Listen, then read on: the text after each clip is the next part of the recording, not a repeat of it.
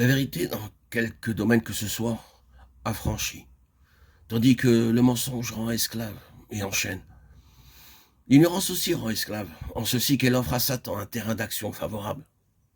L'ignorance de l'homme est l'une des conditions primordiales et nécessaires de la séduction par les esprits mauvais. Et cette ignorance des enfants de Dieu concernant les puissances des ténèbres a facilité, dans une grande mesure, l'activité du diable comme séducteur.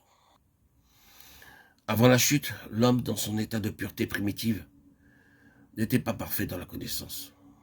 Ève ignorait le bien et le mal, et cette ignorance facilita et seconda l'intervention du serpent. Le diable cherche par tous les moyens et travaille sans relâche à garder le monde dans l'ignorance de son existence et de son action, et à l'aveugler son existence de ses alliés. La cohorte des esprits mauvais et des anges déchus. Et l'Église l'aide à atteindre son but lorsqu'elle garde le silence sur lui et sur ses œuvres. Chaque homme, chaque chrétien devrait être parfaitement accessible à toute vérité et craindre par-dessus tout cette fausse connaissance, cette demi-connaissance dont les victimes se comptent par dizaines de mille, qui a maintenu les nations dans les séductions de l'ennemi.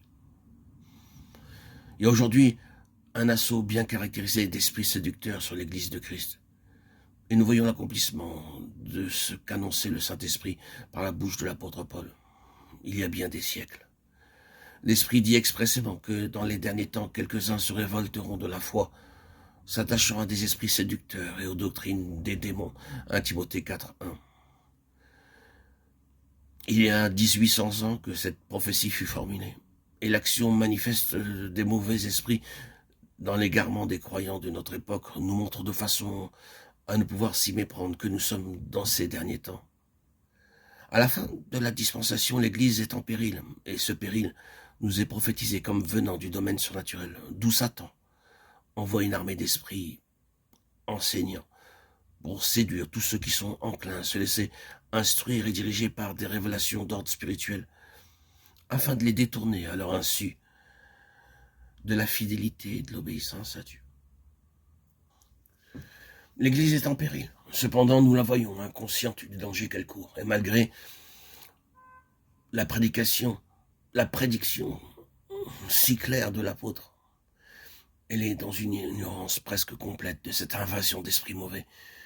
Pour la majorité des croyants, tout ce qui est surnaturel vient de Dieu. Aussi croient-ils que toute expérience ou révélation surnaturelle sont d'essence divine.